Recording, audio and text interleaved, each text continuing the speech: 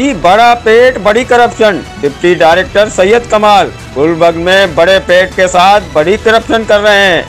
साहब पुराने करप्शन के रिकॉर्ड सैयद कमाल ने तोड़ डाले।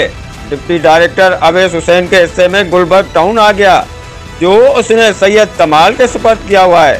खुद सिर्फ नोटों की गिनती में मसरूफ हैं।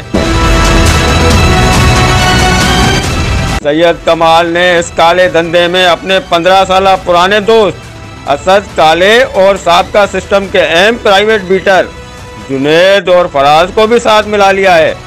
प्लाट नंबर WSA 1 ब्लॉक 12, जिस पर 6वां और 7वां गैर कानूनी प्लॉट डाला जा रहा है। प्लाट नंबर WSA 2 ब्लॉक 12, जिस पर गैर कानूनी मेजनाइन डाला जा रहा है। मज़कूरा प्लाटों से राशि अफसरानों ने 1.5 करोड़ रुपए भत्ता वसूल किया है।